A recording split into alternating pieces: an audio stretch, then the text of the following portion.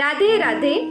એક દિવસ એક સુંદર મજાનું પતંગિયું એક આવાસમાં પ્રવેશ કરે છે અને ત્યાં મૂકેલા એક દીવા પર તેને આકર્ષણ થઈ જાય છે અને એ પતંગિયાને એ દીવામાં એની રંગબેરંગી દુનિયા દેખાવા લાગે છે. પણ ત્યાં ઊભેલા એક વ્યક્તિને થાય છે કે જો આ પતંગિયું આ દીવાની જ્યોત તરફ જશે તો એ બળીને મરી જશે. એટલે એ વ્યક્તિએ પતંગિયાને બચાવવા માટે તેને બારીની બહાર ઉડાડી દે છે.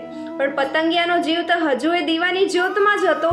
એટલે ફરી અંદર આવી જાય છે અને ફરી જ્યોત તરફ જાય છે તો ફરી પેલા વ્યક્તિ એને ઉડાડી દે છે. આવું 2-3 વાર થાય છે.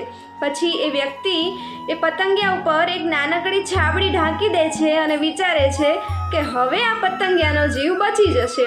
પછી એ તો સૂઈ જાય છે અને સવારે જ્યારે ઉઠે છે તો એમની નજર એ છાબડી ઉપર પડે છે. તો દેખાય છે કે ત્યાં છાબડીની નજીક એક ગરોળી ફરતી હોય છે. એટલે હવે એમને એમ થોડી શંકા થઈ. એટલે એમને છાબડી ઊંચી કરીને જોયું ને તો અંદર પતંગિયું નહોતું. એટલે એ સમજી ગયા કે આ ગરોળી એ પતંગિયાનું કાળ બનીને આવી અને એને ભરખી ગઈ. એટલે આ વાતથી એક વાત તો જરૂર સ્પષ્ટ થાય છે કે મૃત્યુ એ અવશ્ય ભાવી છે.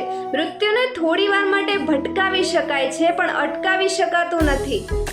હરે કૃષ્ણ.